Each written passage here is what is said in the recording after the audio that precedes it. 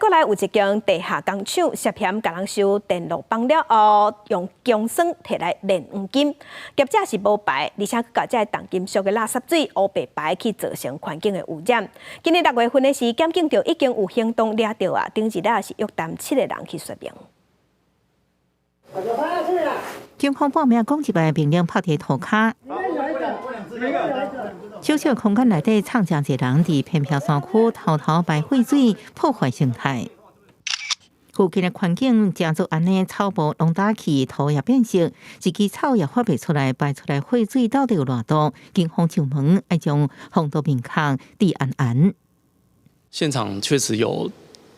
烟雾弥漫跟刺鼻的状况，持拘票分别拘捕相关的股东、员工以及一些厂房的提供者。这间工厂专收废金电路棒，探半暝也无人用俗称王水的消气盐酸，将废弃部件氧气过滤个还原，成功提炼黄金。暗过业者毋但无照各种废水乌白度，超标排放强酸，也加当这重金属。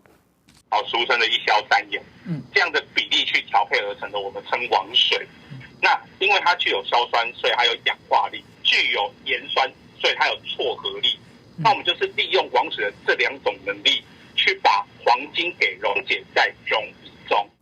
为自年开始，工厂已经偷偷运作，毋但家己回收电路棒提炼，也间接找金流，协助古金翻新。近一年来不怀获利，目前要咧调查，毋过环保局发现业者每钱收15块加工费，日产量上悬，延有700两，员工是一工赚超过10万。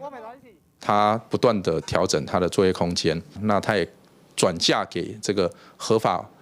委托他的黄金贩售的这些业者来跟他说啊，这个环境成本变贵了，所以相对的加工的成本也调整。不法集团藏在新北市南口发现大只鳖坑，刷到新德县新埔。检警今年6月发动搜查了后，9月7日约谈7个人，蓝白有害废水、污染环境，爱护法律责任，想要避也避无路。记者综合报道。